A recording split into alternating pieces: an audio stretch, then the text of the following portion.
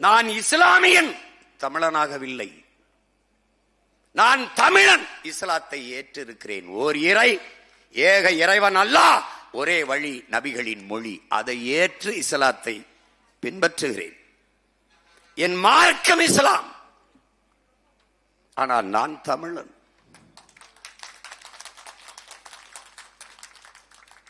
இதை எங்களை போன்ற தமிழ் இளம் தலைமுறைக்கு தத்துவமாக தந்து மறைந்தவன் புரட்சியாளன் பழனி பாபா. இங்கே பேசிய என் தம்பிகள் எல்லாம் கூட குறிப்பிட்டார்கள். 13,000 மேடைகளிலே ஒரு முறை கூட என் அரும் இஸ்லாமிய சொந்தங்களை என்று பேசவில்லை. என் அரும் தமிழ் மக்களை என்றுதான் 13,000 மேடைகளிலும் பேசினேன். உலகத்திலே அதிக மணி நேரம் பேசியவன் பிடல் காஸ்ட்ரோ தான், 6 மணி நேரம். இந்த நிலத்தில் தொடர்ந்து 5 மணி நேரம் பேசியவன் உங்கள் முன்னால் நிற்கிற உங்கள் மகன் சீமான் தான்.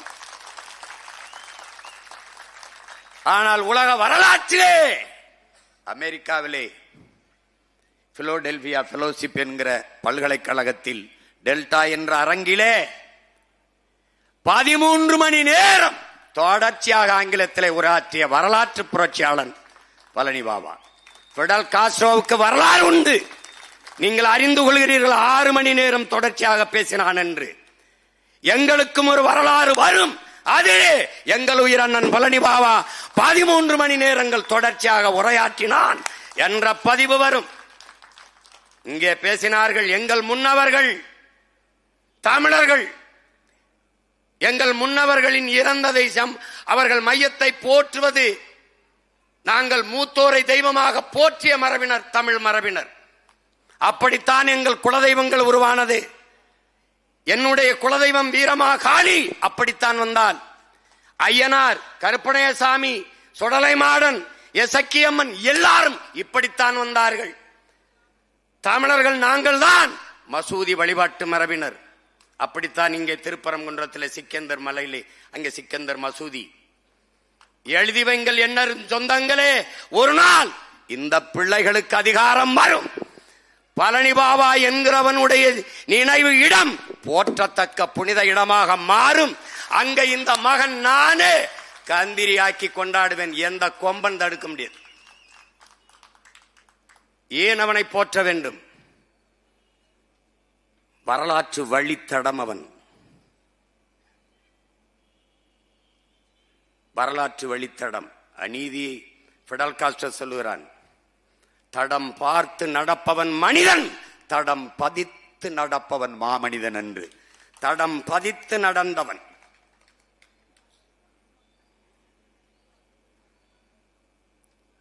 புரட்சியாளர் செய்வரா அநீதியை கண்டு அதை பொறுத்துக் கொள்ள முடியாமல் நீ கோபப்படுவாயா, ஆனால் நீனும் என் தோழனே என்கிறான்.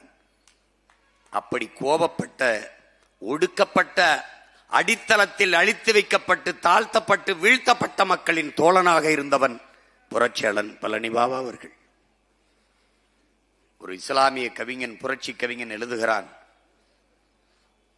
என் வீட்டை இடித்தவன் தடுக்க போராடிய என்னை பயங்கரவாதி என்கிறான். என் கண்முன்னே என் தாய் தந்தையரை கொன்றவன், என் அக்காதங்கையை வன்புணர்வு செய்து கொலை செய்தவன் தடுக்க போராடிய என்னை தீவிரவாதி என்கிறான். என் கண்முன்னே நாட்டை அழித்து நாசமாக்கியவன் அதை தடுக்க போராடிய என்னையை பயங்கரவாதி என்கிறான். அப்படியே எழுதி வந்து சொல்லுவான். அப்படி பார்த்தால் இந்த தீவிரவாதம், பயங்கரவாதி, தீவிரவாதி என்ற சொல் எவ்வளவு புனிதமானது என்று எழுதினான். அந்த கவிஞன் எழுதிய கவிதைக்கு வடிவமாக வாழ்ந்தவன் நம்முயிர் அண்ணன் பழனி பாபா அவர்கள். அநீதியை எதிர்த்தால் நான் அயோக்கியனா? ஆம், நான் அயோக்கியன். என் இஸ்லாமிய மக்களின் மீது திராவகத்தை வீசுகிற போது தடுக்க நான் போராடினால் தீவிரவாதியா? ஆம், நான் தீவிரவாதி. உரிமை இழந்து நிற்கிற மக்களுக்காக நான் பேசினால் பிரிவினைவாதியா? ஆம், நான் பிரிவினைவாதி. இந்த தேசம் கொடிய சட்டங்களை போட்டு என்னை அடக்கி ஒடுக்குமானால் அதை தகர்ப்பதற்கு நான் போராடினால் தேச துரோகி என்றால் ஆம், நான் தேச துரோகி. அப்படி பார்த்தால் இது எவ்வளவு புனிதமான வார்த்தைகள். நேரடி வழித்தோன்றலாக உங்கள் முன்னால் நிற்கிற மகன் இருக்கிறேன். 130 வழக்கு, 127 முறை சிறை, எனக்கு 230 வழக்குகள். இதில் ஒன்றில்தான் நான் அவர் கண்ணன்.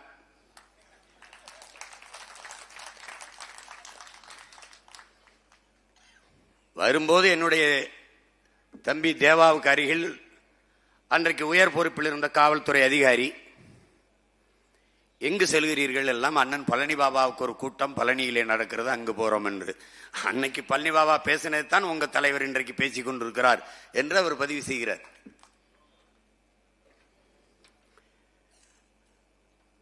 ஒரே நோக்கத்திற்காக ஒரே தளத்தில் ஒரே நிலத்தில் ஒரே இனத்தில் நிற்பவர்கள் நாங்கள் ஒரே மாதிரி தான் பேசியாக வேண்டும், வழி இல்லை.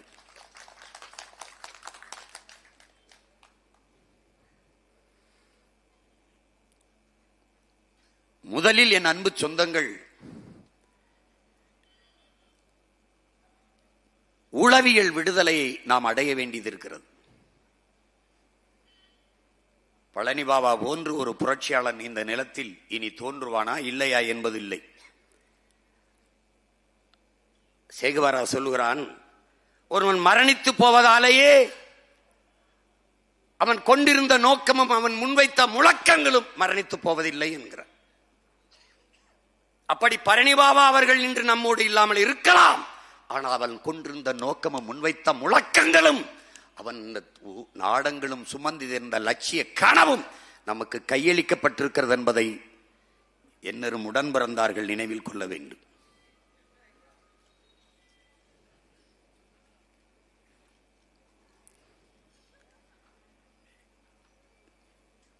திரும்ப திரும்ப அவர் நம்மிடத்திலே பதிவு செய்கிறார், என்னிலும் இளைய என் தம்பி தங்கைகளுக்கு எதிர்கால இந்த தமிழகத்தை எழுச்சி மிகுந்த ஒரு வலிமை மிக்க வளமையான தமிழ்நாடாக மாற்றி படைக்க காத்திருக்கிற இளைய தலைமுறை புரட்சியாளர்களே, உங்களுக்கு உடன் பிறந்தவன் சொல்லுவேன், முதலில் நீங்கள் உளவியல் நிமிர்வை பெறுங்கள். இஸ்லாமியர்கள், கிறிஸ்தவர்கள் சிறுபான்மை என்ற எண்ணத்தை கைவிடுங்கள். நீங்கள் பெரும்பான்மை தேசிய மக்கள் என்கிற எண்ணம் உங்கள் எல்லோருக்கும் வர வேண்டும். இது உங்கள் நாடு, இது உங்கள் நிலம், இது உங்கள் இனம், நீங்கள் தமிழ் இனம், நாம் தமிழர்கள் என்ற பெருமிதம், திமிர் உங்களுக்கு வர வேண்டும். அந்த திமிரில் ஏற்படும் நம் நிமிர், அதை உள்ளத்தில் கொள்ள வேண்டும். இதைத்தான் தன் வாழ்நாள் முழுமைக்கும் போதித்தார் புரட்சியாளர் பழனி பாபா அவர்கள். சிறுபான்மை என்பது எப்படி, எந்த கணக்கில் நாம் சிறுபான்மை? பழனி பாபா என்கிற புனித போராளியின் நினைவை போற்றுகிற இந்த கூட்டத்தில் இருந்து ஒவ்வொரு இஸ்லாமிய கிறிஸ்தவ பெருமக்களிடத்திலும் தம்பிதங்களிடத்திலும் உங்கள் மகன் எழுப்புகிறேன். இந்த சிறுபான்மை என்கிற மதிப்பீடு எப்படி? யார் சிறுபான்மை? எப்படி சிறுபான்மை? உலகம் முழுமைக்கும் மானுட சமூகத்தை மதத்தை வைத்து கணக்கிடுவது எங்கே நிகழ்ந்திருக்கிறது? எங்கே? எந்த இன வரலாற்றில், எந்த நாட்டின் சரித்திரத்தில் செய்தி உண்டு? யார் பதில் தரப்போகிறார்கள்? உலகெங்கிலும் மொழி வழியேதான் தேசிய இனங்கள், நிலங்கள். ஐரோப்பா முழுமைக்கும் ஒரே மதம் கிறிஸ்தவம், ஒரே சமயம் கிறிஸ்தவம். பிறகு எதற்கு அத்தனை நாடுகள்? எதற்கு நார்வே, எதற்கு சுவிஸ், எதற்கு டென்மார்க், எதற்கு ஜெர்மன், எதற்கு பிரான்ஸ், எதற்கு ஸ்வீடன்? எதற்காக? அவன் மொழி வேறு, என் மொழி வேறு, வழிபாடு வேறு, இறை வேறு. இறை ஒன்று, வழிபாடு வேறு, மொழி இனம் வேறு.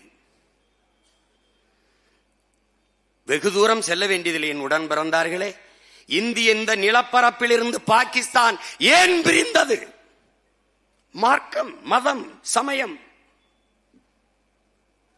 ஓர் இறை, ஏக இறைவன் அல்லாஹ். ஒரே வழி, நபிகளின் மொழி. பிரிந்தார்கள், சென்றார்கள். பிறகு எதற்காக பாகிஸ்தான் பிறந்தது, பங்களாதேஷ் பிறந்தது, பிரிந்தது? இதுதான் நாங்கள் எழுப்புகிற கேள்வி. முகமது அலி ஜின்னா தலைமையிலே விடுதலை பெற்று சென்ற மக்கள் உருது ஆட்சி மொழி என்றார்கள். டாக்கா பல்கலைக்கழகத்திலே படித்துக் கொண்டிருந்த முஜிபுர் ரஹ்மானும் அவன் நண்பர்களும் எங்கள் மொழி வங்க மொழி என்னானது என்று எழுப்பினார்கள். நன்றாக கவனித்துக் கொள்ளுங்கள் என் உடன் பிறந்தார்களே, மார்க்கம் ஒன்றுதான், இறை ஒன்றுதான். ஆனால் நீ உருது, நான் வங்காளி. இங்கே மொழி வழியேதான் நிலங்கள், இனங்கள். இந்தியா இத்தனை மாநிலங்களாக பிளந்தது, பிரிந்தது ஏன்? மொழி வழியேதான் தேசிய இனங்கள், நிலங்கள். ஏன் மத வழியே இல்லை? ஏன் சாதி வழியே இல்லை? இல்லை, இருக்க முடியாது. இது வரலாறு. இங்கில்லை, உலகெங்கும். இதுதான் சரித்திரம். நான் இஸ்லாமியன், அவன் அரேபியன், அவன் உருது, அவன் வங்காளி, நான் தமிழன். நான் தமிழன். இந்த நிலத்திலே என்னரும் இஸ்லாமிய சொந்தங்களுக்கு இரண்டு தலைவர்கள் தான். ஒருவன் மகத்தான தலைவன், நம் உயிர் தாத்தா கண்ணியமிக்க காயிதே மில்லத் அவர்கள்.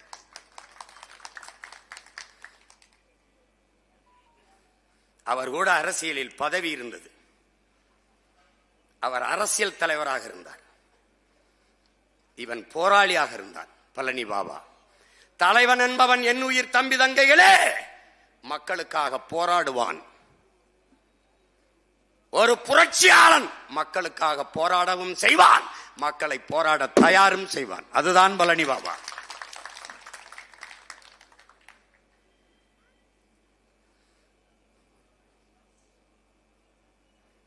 இப்போது இருப்பவர்கள் எல்லாம் யார் என்பதை என் அண்ணன் தடா ராகிம் அவர்களே சொல்லிவிட்டார்கள்.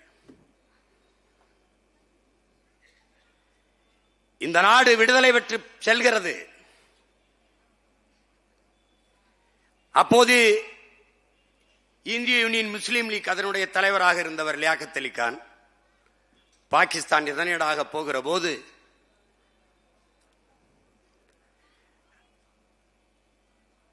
காயிதே மில்லத் அவர்களே, இஸ்மாயில் சாஹிப் அவர்களே, வாருங்கள், நமக்கென்று ஒரு நாடு வந்து விட்டது, வாருங்கள் என்று அழைத்த போது, இல்லை இல்லை, நீங்கள் செல்லுங்கள், நீங்கள் வேண்டுமானால் செல்லுங்கள், இது என் நாடு, என் தாய் நாடு, நான் இங்குதான் இருப்பேன்.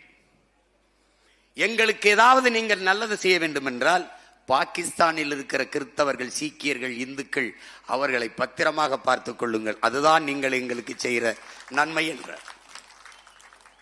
இந்திய மொழிகளில் எது ஆட்சி மொழி, எது அதிகார மொழி, எதை கொண்டு வருவது என்ற விவாதம், ஒரு கருத்து முன்வைக்கப்படுகிறது. மொழிகளில் தொன்மையான மொழி ஆட்சி மொழியாக வர வேண்டும் என்று ஒரு மகன் எழுந்து பேசுகிறார். இந்திய மொழிகளிலே தொன்மையான மொழி ஆட்சி மொழியாக வர வேண்டும் என்றால் அது தமிழ்தான் வர வேண்டும். தமிழ்தான் இந்திய மொழிகளிலே மிக தொன்மையான மொழி. இதை எந்த வரலாற்று ஆசிரியனும் தொல்பொருள் ஆய்வறிஞனும் மறுக்க இயலாது. அந்த மொழி என் தாய்மொழி என்பதில் எனக்கு பெருமை என்று பேசியவர் நமது தாத்தா கண்ணியமிக்க காயிதே மில்லத் அவர்கள். முன்னாடி அமர்ந்திருந்த நேரு பெருமகன் எழுந்து, காயிதே மில்லத், என்ன சாயிபு, நீங்கள் உருதை கேட்பீர்கள் என்றால் தமிழை கேட்கிறீர்களே என்று கேள்வியை முடிப்பதற்குள் எழுந்து நம் தாத்தா சொல்லுகிறார், இஸ்லாம் எங்கள் வழி, இன்ப தமிழே எங்கள் மொழி. அடுத்த வார்த்தையை பதிவு செய்கிறார் என் உடன் பிறந்தார்களே, நாங்கள் அல்லாஹ் என்று அழைப்பதற்கு முன்பே அம்மா என்று அழைத்தவர்கள் என்று. அந்த மகத்தான தலைவனின் பேரனும் பேத்திகளும் இங்கே கூடியிருக்கிறோம், நாங்கள் தமிழர்கள் என்று. இஸ்லாம் எங்கள் மார்க்கம், தமிழ் எங்கள் மொழி, நாங்கள் தமிழர் என்பது எங்கள் இனம், எங்கள் முகம், எங்கள் முகவரி, எங்கள் அடையாளம் என்ற பெருமிதமும் திமிரும் கொண்டு ஒப்பற்ற புரட்சியாளன் பழனி பாபா நினைவிடத்திலே நிற்கிறோம். நினைவை போற்றி நிற்கிறோம். நீனே ஒடிக்கி ஒடிக்கித்தான் பாக்குற. என் தம்பி உமர்கான் சொன்னான் பாருங்க, முத 2010 தொண்டுக்களை தான் போட்ட, இதே மாதிரி ஒரு சந்துக்களை தான் வச்ச. இப்ப இந்த 25 சந்துக்களை தான் வச்சிருக்க. இதே மாதிரி உங்க மொத்த பேரையும் சந்துக்களை வச்சு நான் மூடல. நீ பாத்துட்டே இருடா. எங்க அண்ணன் பழனி பாபாவுக்கே இந்த நிலைமைனா பாவி பயல்க உங்களுக்கு என்ன நிலைமைன்னு கொஞ்சம் யோசிச்சு பாத்துக்க.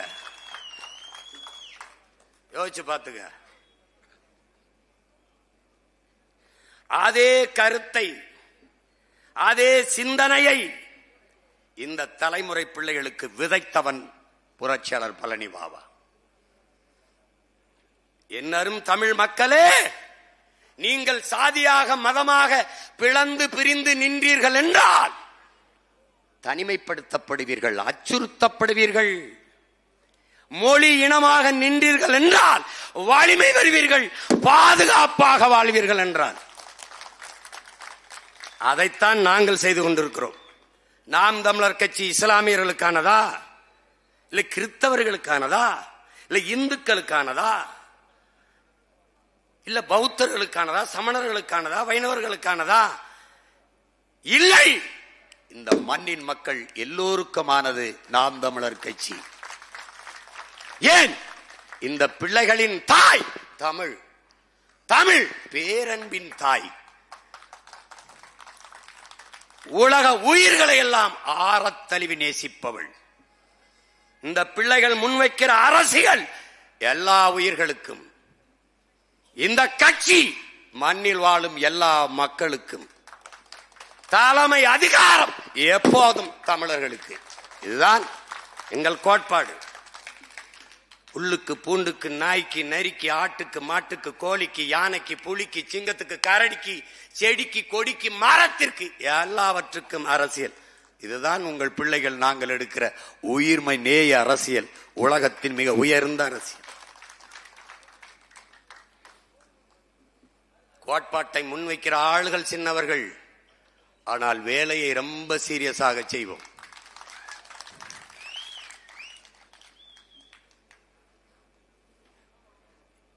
நமக்கு கற்பித்தான் நம் புனித போராளி.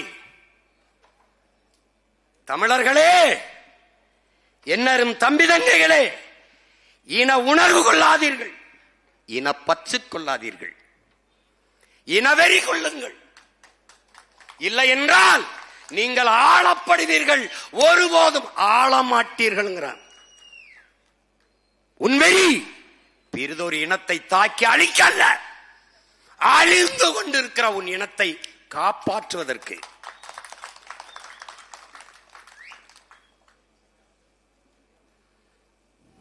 அவன் சாதாரண ஆள் நினைக்காத. இஸ்லாமியர்களுக்காக வந்தவன், இஸ்லாமியர்களுக்காக போராடின நினைக்க. ஒட்டுமொத்த தமிழ் சமூகத்துக்கான தமிழ் தேசிய போராளி புரட்சியாளன். இங்கே பேசிய தம்பியில் சொல்றாங்களே, ஐயா ராஜீவ் காந்தி அவர்கள் மரணத்திற்கு பிறகு விடுதலை புலிகள் LTT என்ற வார்த்தையை உச்சரிக்க பயந்த காலத்தில் உறக்க சொன்னவன் நான் பிரபாகரனை ஆதரிக்கிறேன், விடுதலை புலிகளை ஆதரிக்கிறேன் என்று. அவன் ஒரு சமத்துவ நாயகன், சாமானியர்களின் பக்கம் என்ற சாதனையாளன் அவன். ஈரோட்டிலே தாழ்த்தப்பட்ட மக்கள், கிறிஸ்தவ மதத்தை தழுவிய தாழ்த்தப்பட்ட மக்கள் கோயிலுக்குள்ளே சென்று வழிபட முடியவில்லை, தேவாலயத்துக்குள் சென்று. தீண்டாமை.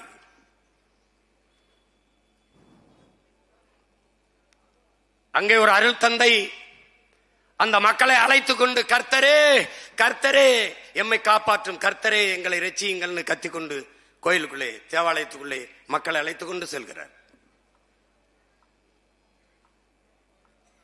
இவர்களை தடுத்து வைத்திருந்தமே ஒரு அருள் தந்தை அருள் திரு இறைப்பணியாளரே உள்ளே அழைத்துக் கொண்டு வருகிறாரே என்று எல்லோரும் வியந்து பார்க்கிற போது, இந்த வேலையை செய்கிற இந்த போதகர் யார், இந்த அருள் தந்தை யார் என்று எல்லோரும் கேட்டுக்கொண்டிருக்கும் போது அங்கேயே கலட்டுகிறார். அவர்தான் நம்ம உயிர் அண்ணன் பழனி பாபா அவர்கள்.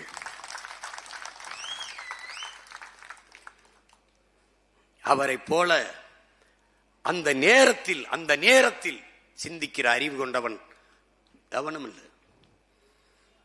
மறைந்த ஐயா எம்ஜிஆர் அவரோடு நெருக்கமான நட்பு. அவரை எதிர்த்து பேசுகிற காலம் வருது, முரண்பட வேண்டிய தேவை வருது. அப்போது ஒரு வீட்டிலே தனியாக 2 பேரும் பேசிக் கொண்டிருக்கும் போது மேசையிலே பழங்கள் இருக்கிறது, சாப்பிடுங்கள் என்று ஐயா எம்ஜிஆர் அவர்கள் அண்ணன் பழனி பாபா அவர்களிடத்தில் சொல்கிறார்கள். ஒரு கத்தி எடுத்து நறுக்கி அந்த ஆப்பிள் துண்டை வெட்டி கடித்து சாப்பிட போகும்போது ஐயா எம்ஜிஆர் அவர்கள் அண்ணன் பழனி பாபா அவர்களிடத்தில் சொல்கிறார்கள், இப்போது கூட நீ என்னை கத்தியை வைத்து என்னை கொல்ல வந்தாய் என்று நான் உன்னை கைது செய்ய முடியும் என்று மிரட்டுகிறார்.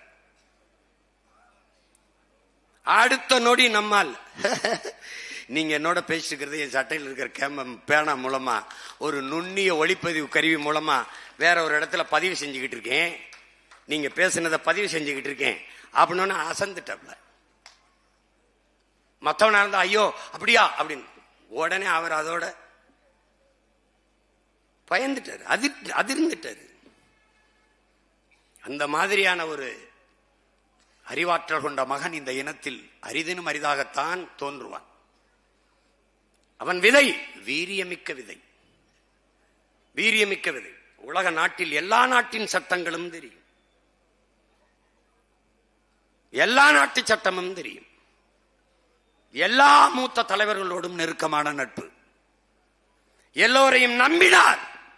ஒடுக்கப்பட்ட, அதுவும் குறிப்பாக இஸ்லாமிய மக்களுக்கென்று அவர்கள் பாதுகாப்பாக இருப்பார்கள் என்று நம்பி நம்பி நம்பி நம்பி கடைசியாக தெரிகிறது இவர்களை நம்பி பயனில்லை. இனி நாமே இந்த மக்களை அரசியல் படுத்தி அணிதிரட்டி ஒரு இயக்கமாக மாறலாம் என்று நினைக்கும் போது கொல்லப்படுகிறார்.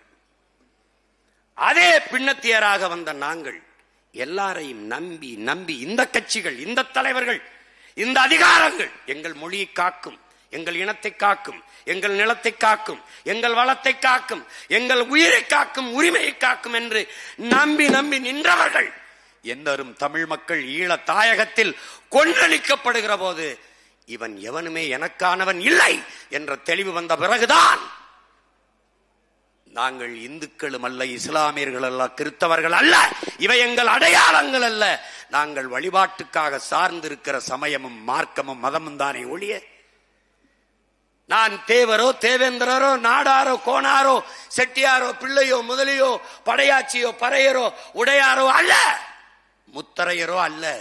இவையெல்லாம் என் அடையாளங்கள் அல்ல. நாங்கள் சார்ந்திருக்கிற குடிகள் அவ்வளவுதான்.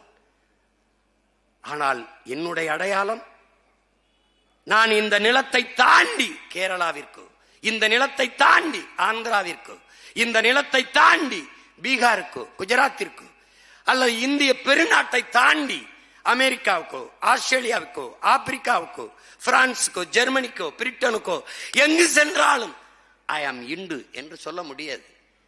நான் கிறிஸ்தவன் என்று சொல்ல முடியாது. நான் இஸ்லாமியன் என்று சொல்ல முடியாது. நான் தேவர் என்றோ தேவேந்திரர் என்றோ நாடார் என்றோ கோனார் என்றோ சொல்ல முடியாது. அவன் கேட்பான் who are you என்று. நான் சொல்ல முடியாது. அப்ப எது என் அடையாளம்? உலகத்தின் எந்த ஓரத்திற்கு சென்றாலும் நான் தமிழன் என்பதுதான் என் அடையாளம். என்னரும் தம்பி தங்கைகளே, இதைத்தான் நமது தாத்தா புரட்சி பாவலன் பாடுகிறான். எங்கு பிறப்பினும் தமிழன் தமிழனே, இங்கு பிறப்பினும் அயலான் அயலானே என்று பாடுகிறார். வேறு மாநிலத்தில் இருப்பவர்கள் இங்கு வந்தால் திராவிடராகி விடுவார்கள். வட இந்திய மாநிலங்களில் இருக்கிற பீகார் குஜராத் இங்க வந்தால் இந்தியராகி விடுவார்கள். ஆனால் நீயும் நானும் இந்த நிலத்தில் எங்கு சென்றாலும் இனம் மாறுவதில்லை. எங்கு சென்றாலும் நாம் தமிழர்கள் தான். கர்நாடகாவிலே 1.25 கோடி தமிழர்கள் தான். கேரளாவில் 20-30 லட்சம் தமிழர்கள் தான். ஆந்திராவிலே 26-30 லட்சம் பேர் தமிழர்கள் தான். மராட்டியத்திலே 36 லட்சம் பேர் தமிழர்கள் தான். ஆஸ்திரேலியாவிலே, பிரிட்டனிலே, கனடாவிலே, பிரான்சிலே, ஜெர்மனியிலே, எல்லா நாடுகளிலும் பரவி வாழ்கிறோம். ஆனால் நாம் அங்கு போய் இனம் மாறவில்லை, நிறம் மாறவில்லை. எங்கு சென்றாலும் நாங்கள் தமிழர்கள் தான்.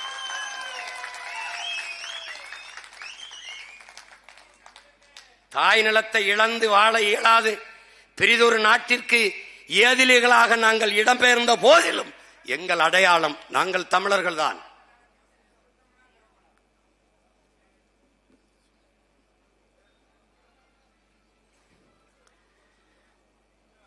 இதை நீங்கள் நன்கு உணர்ந்து கொள்ள வேண்டும்.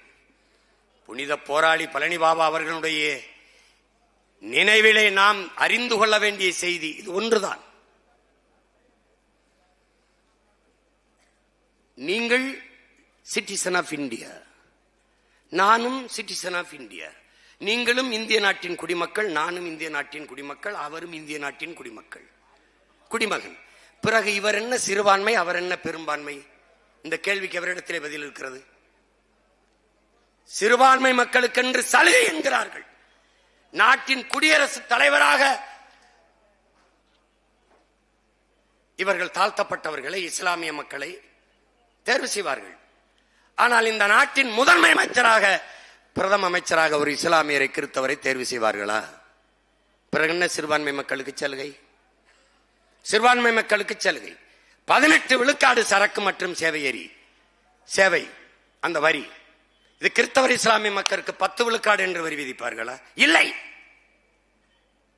பிறகு எந்த இடத்தில் அவன் சிறுபான்மை? சிறுபான்மை என்றால் சலுகை கிடைக்கும்.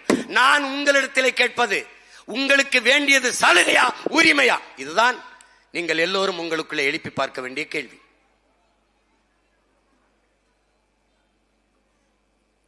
ஐயா ஸ்டாலின் அவர்களோ, அம்மையார் ஜெயலலிதா அவர்களோ, ஐயா எம்ஜிஆர் அவர்களோ, ஐயா உதயநிதி அவர்களோ இஸ்லாமிய சிறுபான்மை மக்கள், கிறிஸ்தவ சிறுபான்மை மக்கள் என்று சொல்கிறார்களே, எந்த அடிப்படையில் நீங்கள் சிறுபான்மை, அவர்கள் பெரும்பான்மை? இப்ப சிறுபான்மை மக்களின் பாதுகாவலர் ஐயா ஸ்டாலின், ஐயா வேணா அப்பா ஸ்டாலின்.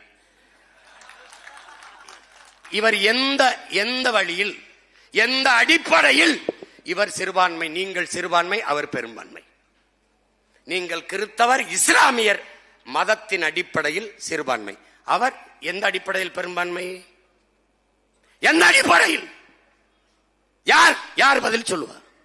யார் பதில் சொல்லுவார்? மத அடிப்படையில். மத அடிப்படையில் எந்த மதம்? இந்து. அப்போது அவர் இந்து. மதத்தின் அடிப்படையில் தான் மானுடத்தை எல்லோரும் கணக்கிடுகிறார்களா? எப்படி? அவர் இந்து, அதனால் அவர் பெரும்பான்மை. நீங்கள் கிறிஸ்தவர் இஸ்லாமியர், அதனால் சிறுபான்மையா? உலகெங்கிலும் மொழி வழிதான் அடையாளம். எழுதுங்கள் என் நெற்றியில் நான் அரேபியன் என்றுதான் முகமது தர்வீஸ் முழங்கினானே ஒழிய, எழுதுங்கள் என் நெற்றியில் நான் இஸ்லாமியன் என்று சொல்லல. ஏன்? மொழிதான் அடையாளம். நாளை என் தாய்மொழி அவார் மொழி அழிந்து விடுமானால் அதை கேட்க நான் இருக்க மாட்டேன், இன்றே இறந்து விடுவேன் என்றான் அவார் மொழி கவிஞன் ரசூல் ஹம்சத். அவன் நாளை என் மார்க்கம் அழிந்து விடுமானால் அதை கேட்க இருக்க மாட்டேன், இன்றே இறந்து விடுவேன் என்று சொல்லவில்லை. காரணம் மொழிதான். அப்படி பார்த்தால் உங்கள் மொழி என்ன? உங்கள் மொழிதான் உங்கள் அடையாளம். அப்படி பார்த்தால் நீங்கள் யார்? தமிழர்கள். இந்த நாடு யாருது? உங்கள் நாடு. அப்படி பார்த்தால் இந்த திராவிடத்தின் திருவாளர் தலைவர்கள் ஐயா ஸ்டாலின் யார்? அவருடைய மொழி என்ன? அவருடைய இனத்தின் அடையாளம் என்ன? பேரு, பெத்த பேரு நீலு, என்னது நீலு லேது, என்னது தாக நீலு லேது. எல்லாத்தையும் பார்த்து படிக்கிறது, இது பார்க்காம வருது. எப்படி என்னப்பா இப்படி பண்றீங்களே அப்பா, என்னப்பா நீ எந்த அடிப்படையில் இங்க இருக்கிற இஸ்லாமிய கிறிஸ்தவ மக்களை சிறுபான்மைன்னு சொல்லு. உன்னை அச்சுறுத்துகிறான், உன்னை பயங்காட்டுகிறான், உன்னை உளவியல் நோயாளியாக்குகிறான், உன்னை குற்றப்படுத்தி கூண்டுக்குள் சுருங்க வைக்கிறார். சிறுபான்மை மக்களுக்கு நாங்கள் தான் பாதுகாப்பு என்கிறார். ஆக சிறுபான்மை நீங்கள் தான். இங்கே லிங்குஸ்டிக் மைனாரிட்டி என்று மொழி சிறுபான்மையில் கல்லூரி கட்டி பள்ளிக்கூடம் கட்டி வைத்திருப்பவர்கள் யார்? மொழி பெரும்பான்மை தேசியனத்தின் மக்களை மதத்தை வைத்து சிறுபான்மை என்று சொல்ல நீங்கள் யார்? யார்? பழனி பாபா இல்லை, ஆனால் அவன் தம்பி இந்த நிலத்தில் நின்னுருக்க. நீ சொல், பதில் சொல். யார் நீ? எங்களுக்கு பாதுகாப்பா? இங்கே வாழ்கிற இந்த மக்கள் உங்களுக்கு பாதுகாப்பா? என்னது? இஸ்லாமிய மக்களுக்கு இவர்களுக்கு நான் தான் இடஒதுக்கீடு கொடுத்தேன், இவர்களுக்கு நான் தான் இடஒதுக்கீடு கொடுத்தேன். அதெல்லாம் சரி, நீ உட்கார்ந்து இருக்கிற இடம் யார் கொடுத்தது? அது என் இன மக்கள் போட்ட பிச்சை. சிறுபான்மை மக்களுக்கு பாதுகாப்பு பாதுகாப்பு என்று சொல்லி இந்த பயந்தாங்கொல்லிகள் கோழைகள், கோழைகள், வீரம் என்றாலே என்னவென்று தெரியாத கோழைகள் இந்த மக்களின் வாக்குக்குள் பாதுகாப்பாக பதுங்கி வாழவும் ஆழவும் செய்து கொண்டிருக்கிறார்கள். உன்னால் தான் அவர்கள் பாதுகாப்பாக வாழ்கிறார்களே ஒழிய, நாம் தான் அவர்களுக்கு பாதுகாப்பே ஒழிய அவர்கள் நமக்கு பாதுகாப்பு இல்லை. இதை புரிந்து என்றைக்கு நீ தெளிகிறாயோ அன்னைக்கு எழுந்து வா. பிடல் காஸ்ட்ரோ சொல்லுகிறான், விதைத்தவன் உறங்கினாலும் விதை உறங்காது என்கிறான். அவன் உறங்கிவிட்டான், ஆனால் அவன் விதைத்த விதைகள் முளைத்து நிற்பதை பார்.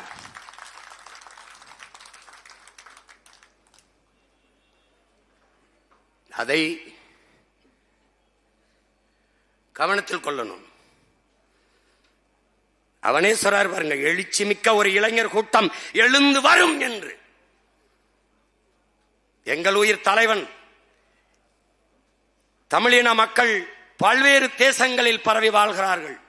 ஆனால் தமிழீழ நாட்டில் தான் தமிழ் தேசிய மக்களின் ஆன்மா விழிப்புற்றது என்கிறார். நாம் அடிமைகள், விடுதலை பெற வேண்டும் என்கிற அந்த விழிப்புணர்வு தமிழ் தேசத்தில் தான், தமிழீழ தாயகத்தில் தான் விழிப்புற்று எழுந்தது என்கிறார். இன்றைக்கு அவன் பிள்ளைகள் தமிழர் தாய் நிலத்திலே தமிழ் தேசிய மக்களின் ஆன்மாவை விழிப்புறச் செய்து கொண்டிருக்கிறோம். நீங்கள் விழிப்புற்று எழுங்கள், ஒன்றை உணருங்கள், நாம் பெரும்பான்மை தமிழ் தேசியனத்தின் மக்கள், நாங்கள் தமிழர்கள். ஏன் மதம் மாறிக்கொள்ளக்கூடியது? உடன் பிறந்தார்களே, மொழியும் இனமும் மாறிக்கொள்ள முடியாது. இன்றைக்கு இந்துவாக இருக்கிற நான் நாளைக்கு இஸ்லாத்தை ஏற்கலாம். ஏற்றிருக்கிறோம். நம்ம அருமை சகோதரன், என் அன்பு சகோதரன் உடன் பிறந்தார் ஏஆர் ரஹ்மான் இஸ்லாத்தை ஏற்றிருக்கிறார். அவருடைய சொந்த அக்கால் மகன் என் தம்பி ஜிவி பிரகாஷ் அதே சமயத்திலே இருக்கிறார். நாம் பெரிதும் போற்றுகிற இசை இறைவன், இசை அவதாரம் என்னுடைய தந்தை இளையராஜா, அவர் வழிபட்ட, அவர் ஏற்று அந்த மதத்திலே இருக்கிறார். ஆனால் என் தம்பி யுவன் சங்கர் ராஜா இஸ்லாத்தை ஏற்றிருக்கிறார். அது மாறிக்கொள்ள முடியும். ஆனால் என் அன்பு சகோதரன் ஏஆர் ரஹ்மானும், என் தம்பி ஜிவி பிரகாசும், என் அப்பா இளையராஜாவும், என் தம்பி யுவன் சங்கர் ராஜாவும் தமிழர்கள் என்பதில் எந்த மாறுதலையும் நீ செய்ய முடியாது, செய்ய முடியாது.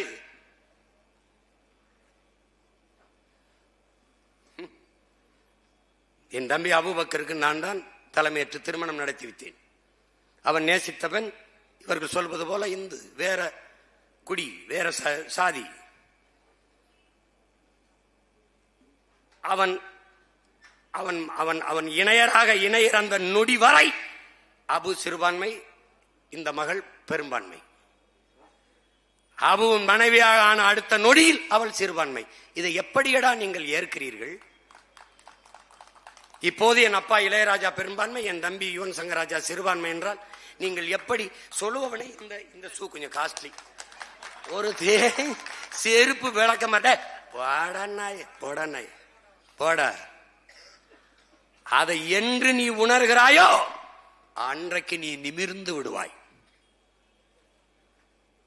நிமிர்ந்து விடுவாய். இந்த தொகுதியில் நிறுத்தினால் இஸ்லாமியர்கள் அதிகம் வாக்கு செலுத்துவார்கள் என்று சொல்வார்கள். அந்த தொகுதியில் நான் வேற ஒரு இஸ்லாமியர் இங்கு இல்லை, அங்கதான் நிறுத்துவேன். நிறுத்திருக்கேன். ஏன் நான் நிறுத்துற? என் தங்கி தம்பிச்சியை நீ இஸ்லாமியனை பார்த்தா போற்றாத, உன் ஓட்டு எனக்கு தீட்டு.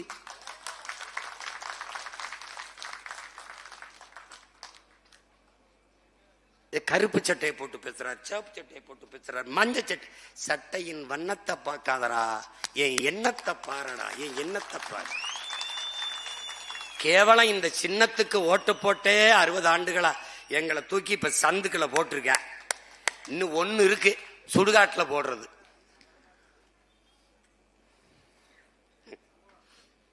அதை புரிந்து கொண்டு என்னரும் தமிழ் சமூகங்கள் நிமிரணும். இப்ப நாடகத்தை பார்த்தியில் என்ன நடக்குதுன்னு, புதிய கல்விக் கொள்கையை நாங்கள் எதிர்க்கிறோம், ஏற்க மாட்டோம், ஏற்க மாட்டோம், மும்மொழி கொள்கையை ஏற்க மாட்டோம். ஏய், இந்த வயசுல இருந்து ஒரே நாடகம்ங்க, ஒரே கதாசிரியர், ஒரே வசனம், ஒரே திரைக்கதை. Change the play, at least change the single dialogues. எதையாவது ஒண்ணும் பண்ற. அதேதான் புதிய கல்விக் கொள்கை இவர்கள் ஏற்றிருக்கிறார்கள் இல்லையா? ஏற்று செயல்படுத்தி விட்டார்கள். இல்லந்தேடி கல்வி அந்த புதிய கல்விக் கொள்கையில் தான் இருக்குது. 3ஆப்பு 5ஆப்பு 8ஆப்புக்கு பொதுத் தேர்வு வரப்போகுது பல பள்ளிக்கூடங்களில்.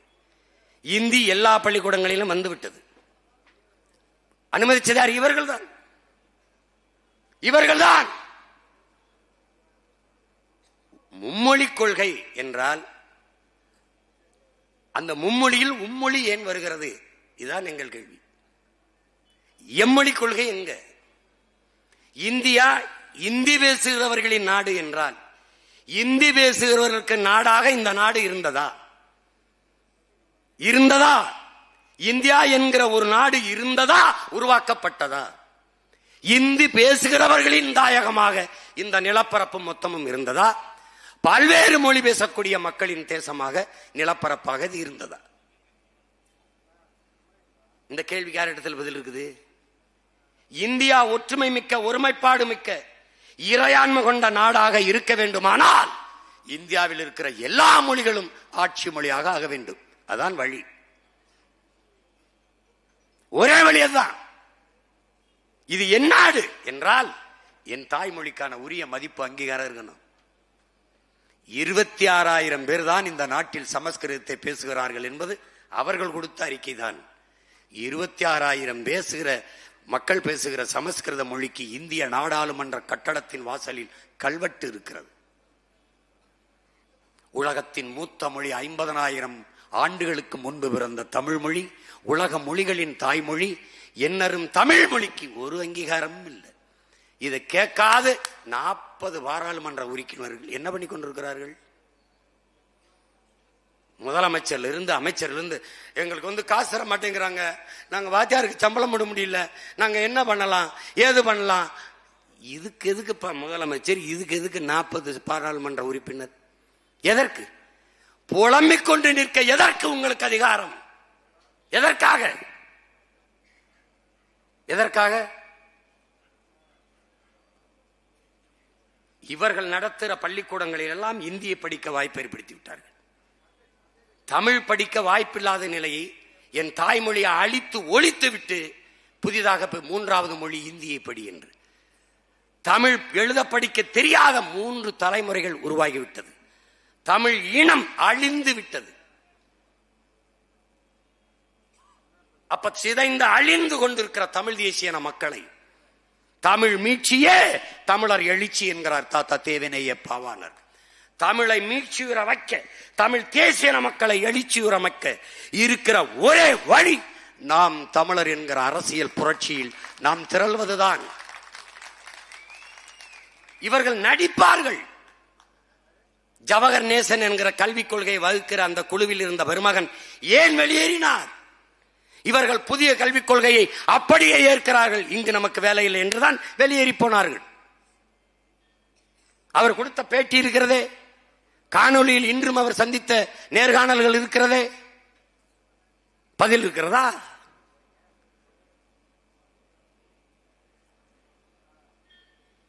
இவர்கள் தமிழ் வளர்க்கிறது எப்படி?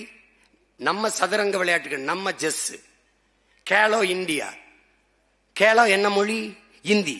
ஜல்சீவன் திட்டம், தூய குடிநீர் திட்டம், அப்படியே ஜல்சீவன் எழுதி வச்சிருப்பாங்க. இதான் இவர்கள் தமிழை வளர்க்கிறது. தமிழர் வளர்க்க பெருமக்கள் சவுகார்பேட்டையில் பல ஆண்டுகளாக இருக்கிறார்கள். ஜெயின்களும் மார்வாடிகளும். அவர்களுக்கு தமிழ் தெரியும். அப்போது தமிழில் பேசி வாக்கு கேட்க வேண்டியதானே? அங்கே இந்தியில் பேசி வாக்கு கேட்பார்கள். தமிழிலே சோரொட்டி ஒட்ட வந்தே இந்தியில சோரொட்டி ஒட்டி வாக்கு கேட்பார்கள். ஏன் ஈரோடு கிழக்கிலே ஒட்டி கேட்டார்கள்? ஏன் இந்தியை எதிர்க்கிறார்கள்? நாம் நம்ப வேண்டும், நம்ப வேண்டும்.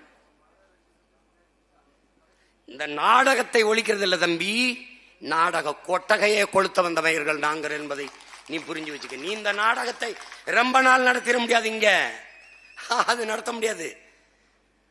பல புரட்சி தீக்குச்சிகள் எரிந்து பற்ற வைத்திருக்கிற புரட்சி நெருப்பு இது. அதில் ஒரு பெரும் நெருப்பு புரட்சியாளர் பழனி பாபா என்பது. எங்களின் மொழிக் கொள்கை உடன் பிறந்தார்களே தமிழர்களுக்கு மட்டுமல்ல, இந்த நிலத்தில் இருக்கிற ஒவ்வொரு தேசினத்திற்கும், தெலுங்கருக்கும், கன்னடருக்கும், மலையாளிக்கும், துளுவருக்கும், பீகாரிக்கும், குஜராத்திற்கும் அவனவன் தாய் நிலத்திலே அவனவன் மொழி ஆட்சி மொழி, பண்பாட்டு மொழி, வழிபாட்டு மொழி, வழக்காட்டு மொழி, எல்லாம் பயன்பாட்டு மொழி. ஒரு தொடர்பு மொழி ஆங்கிலம், பயிற்று மொழி தமிழ், பயிற்று மொழி தெலுங்கு, பயிற்று மொழி கன்னடம், பயிற்று மொழி மராட்டியம், ஆங்கிலம் கட்டாய பாட மொழி. உலக மொழிகள் எல்லாம் விருப்ப மொழி.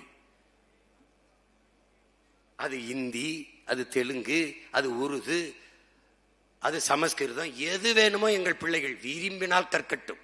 பிரெஞ்சா, ஸ்பானிஷா, லத்தீனா, எது வேணாலும் கற்கட்டும். உலகில் எம்மொழியும் கற்போம் நாங்கள் வாழ. முதலில் எம்மொழி தமிழ் கற்போம் எங்கள் இனம் வாழ. இது எங்கள் கோட்பாடு, எங்கள் கொள்கை. பெற்ற தாயை பட்டினி போட்டுவிட்டு எத்தனை ஆயிரம் அன்னதானம் செய்தாலும் பலனொன்றும் இல்லை. பைந்தமிழ் இனத்தீரே, என்னரும் தம்பி தங்கைகளே, இல்லை. வீடுகளுக்கு எத்தனை சாளரங்கள், ஜன்னல்கள், அத்தனை ஜன்னல்களாக உலக மொழிகளை வைத்துக் கொள்ளுவோம். நுழைவாசலாக இருக்கிற தலைவாசலாக நம் உயிர் தமிழ் மொழி, தாய்மொழி தமிழை வைத்துக் கொள்ளுவோம். ஏற்பவர் ஏற்கலாம், எதிர்ப்பவர் எதிர்க்கலாம். எதிர்ப்பவரையும் நாங்கள் ஏற்கிறோம். ஏன்? எதிரி எப்போதும் எங்களுக்கு பலத்தை கூட்டுவான், துரோகி எப்போதும் எங்களுக்கு வெறியை கூட்டுவான். இது இரண்டுமே எங்களுக்கு தேவைப்படுகிறது.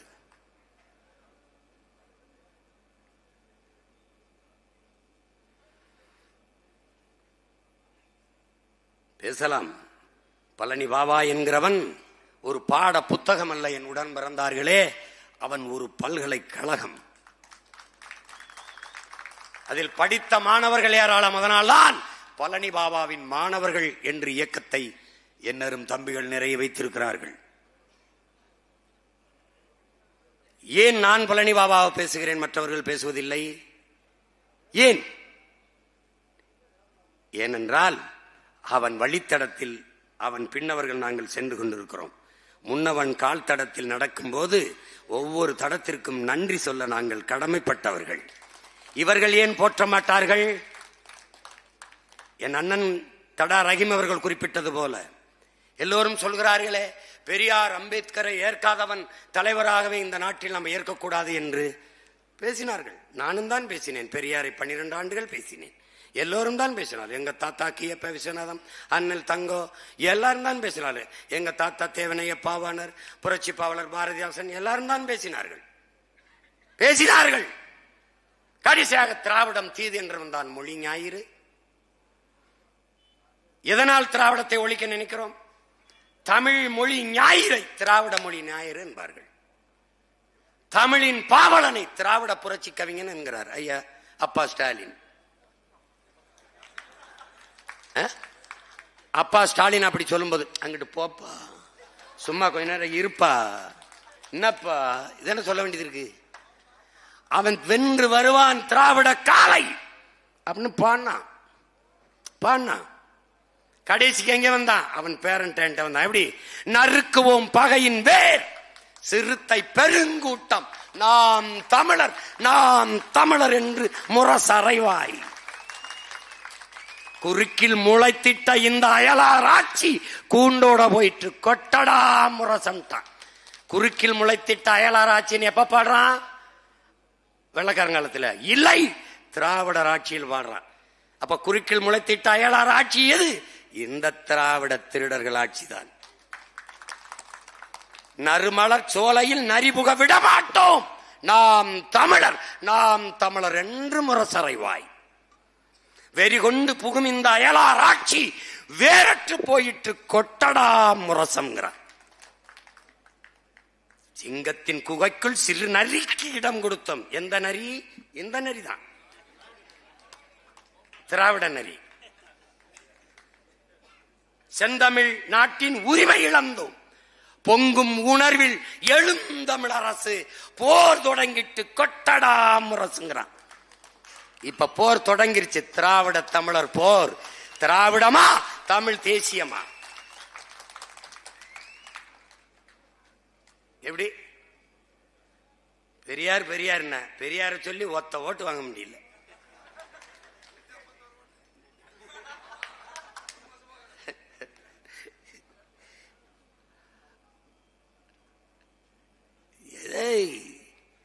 எத்தனை காலத்துக்கு எத்தனை காலத்துக்கு இது?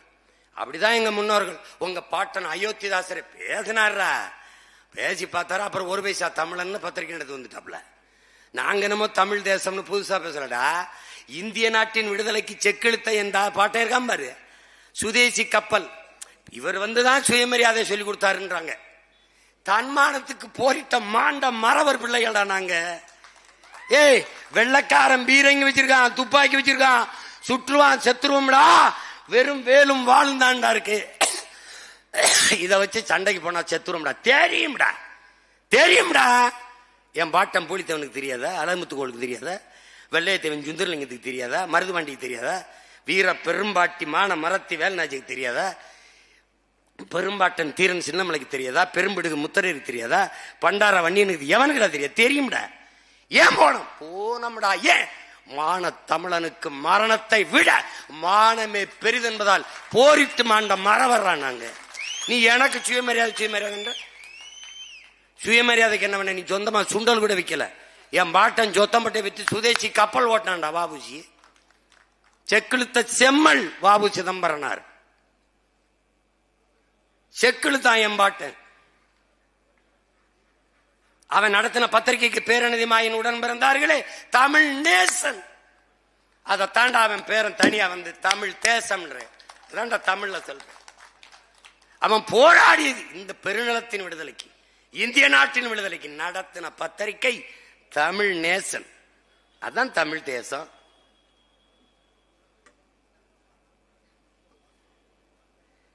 ஆமா. அப்புறம் 246வது ஒரு வழக்கம். இவையெல்லாம் வருதுங்க. அண்ணே எங்க ஊருக்கு வந்து ஒரு இது பண்ணுங்க, இல்லைன்னா உங்களுக்கு ஒரு வழக்க வாங்கியாவது நாங்க அடிக்கடி வர்ற மாதிரி பாத்துக்கிறோம். டே ரொம்ப நல்லவங்களா இருக்கீங்களா பாவியெல்லாம்? எப்படி இவங்க திராவிட கைப்பிள்ளைகளா இருக்காங்க. நம்ம என்ன பண்ண முடியும்? எப்படியோ நீ வசமா என்கிட்ட சிக்கிட்ட. உன் வழக்கு, கோர்ட்டு, தீர்ப்பு, ஜெயிலு ஒன்னும் பண்ண முடியாது. ஆளை பாத்துக்க.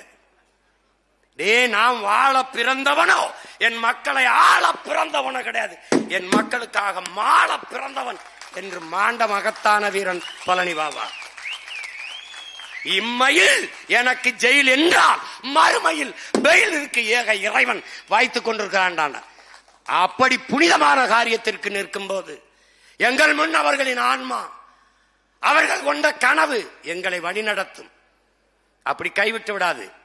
எங்களை பெற்றவர்கள் பேரன்பு கொண்டு நாங்கள் நேசிக்கிற எங்கள் உடன் பிறந்தார்கள் இந்த மண்ணின் மக்கள். நாங்கள் யாருக்கானவர்கள் என்று தெரியாதவர்களா? தெரியாமலா 8வது பெட்டியில் மைக்கா சீப்பா என்று தெரியாத சின்னத்தை தேடி சின்ன பிள்ளைகள் எங்களுக்கு 36 லட்சம் வாக்குகளை தந்து 3வது பெரிய கட்சியாக்கி தனித்து நின்ற சிறு பிள்ளைகளை அங்கீகாரம் பெற்ற மாநில கட்சியாக மாற்றினார்கள். ₹1 காசு கொடுக்கல.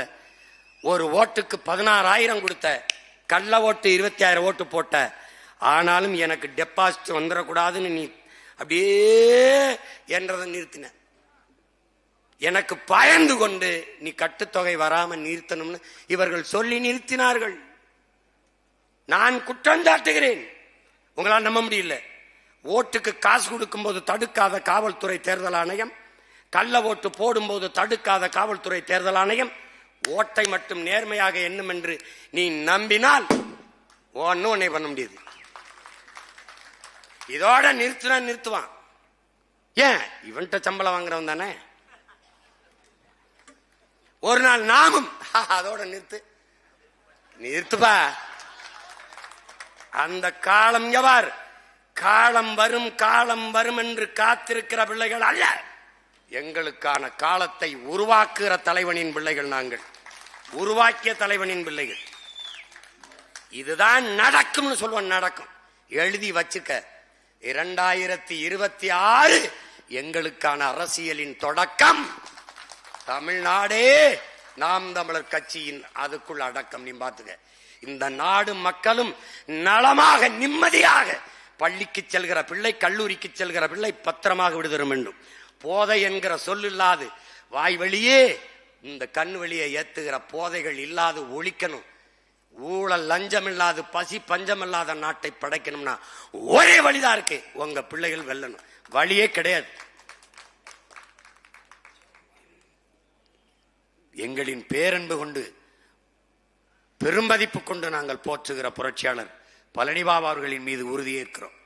இந்த பிள்ளைகள் எந்த கனவை கொண்டு நின்றாரோ அதே கனவை அணைய விடாமல், அந்த விடுதலை நெருப்பை, அந்த கனலை அடைகாத்து, அந்த லட்சிய தீயை மேலும் மேலும் பற்ற வைத்து, இந்த தமிழர் நிலத்தில் ஒரு புரட்சிகர அரசியலை பற்ற வைத்து கட்டி எழுப்பி தமிழர் தேச அரசியலை நிறுவுவோம். இது என்னுயிர் அண்ணன் பழனிபாபான் மீது நான் உறுதியேற்கிறோம். என் அன்பு சொந்தங்களே, இவ்வளவு